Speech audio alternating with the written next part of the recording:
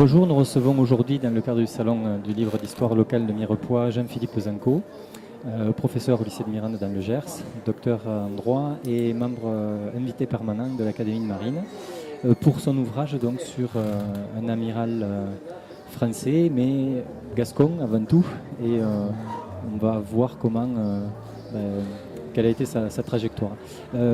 Bonjour Jean-Philippe.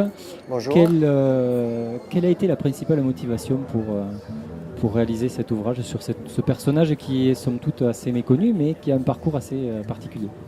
Alors c'est un personnage auquel je m'étais déjà intéressé il y a une dizaine d'années quand j'ai rédigé un dictionnaire des ministres, puisqu'il a été ministre à la Marine dans une période très importante, c'était la guerre mondiale.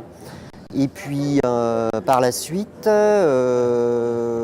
ayant accès à des archives locales dans le Gers, à Auch, je me suis revenu vers ce personnage et je me suis aperçu que c'était une personnalité qui était connue relativement dans le Gers. Je dis relativement parce qu'il est connu surtout des historiens locaux, mais finalement il a laissé assez peu de traces dans le Gers. Ses descendants n'habitent plus là, il n'y a pas une statue, il n'y a quasiment aucune rue. Et au niveau national, c'est un personnage qui est totalement oublié, alors qu'il a eu quand même une carrière tout à fait exceptionnelle, non seulement militaire, mais aussi une carrière politique d'envergure. J'ai dit tout à l'heure qu'il avait été ministre à la Marine. Ça a été un proche d'Aristide Briand. Et puis surtout, ça a été le seul amiral français à diriger une flotte, puisque en fait, il a été, en raison des accords militaires franco-britanniques, en 1914 et 1915, il a été amené à diriger la flotte combinée franco-britannique en Méditerranée. Et alors, ce qui est particulièrement troublant et intéressant aussi dans ce parcours, c'est justement sa discrétion et le fait qu'il ait participé justement au pouvoir, qu'il ait eu un parcours, une formation assez atypique, mais qui en même temps lui a donné toutes les clés et les outils pour pouvoir suivre ce parcours qui finalement n'a pas eu l'épilogue auquel on aurait pu s'attendre, parce qu'il a recherché une bataille, mais finalement il ne l'a pas eu. Alors oui, c'est un personnage assez attachant, parce qu'on peut dire qu'il est passé à côté de certains événements importants. Il a eu une première partie de sa carrière qui est vraiment météoritique, où ça commence avec les guerres de Chine, la guerre du Tonkin, où il se distingue très rapidement, il est décoré, etc. Et puis en 1902, il devient le plus jeune vice-amiral de sa génération. Il a tous les honneurs et c'est naturellement qu'on lui confie les rênes vraiment des opérations maritimes en Méditerranée en 1914. Les Anglais d'ailleurs l'encensent également.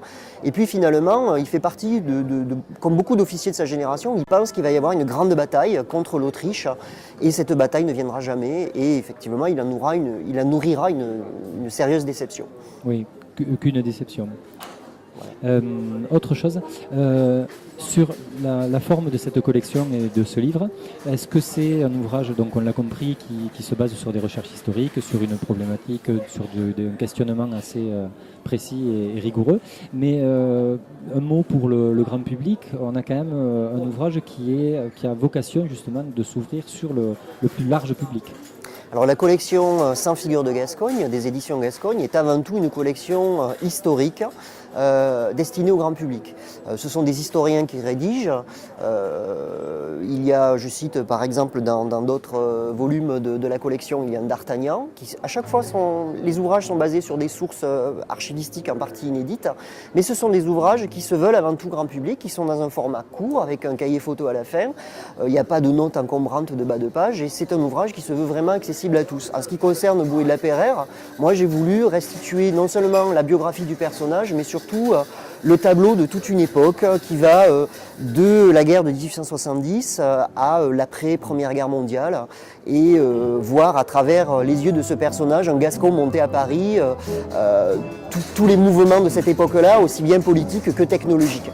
c'est vrai que quand on le lit, on a vraiment ce sentiment de facilité, de compréhension, et puis on suit vraiment à la fois et le personnage et tout le contexte qui vient se greffer et qui vient soit déterminer ses choix ou justement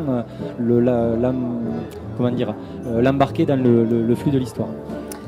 Sans oublier certains aspects de sa vie privée qui font davantage ressortir aussi le côté gascon pur, on va dire. Oui, ne pas l'oublier. Jean-Félix Japot, merci.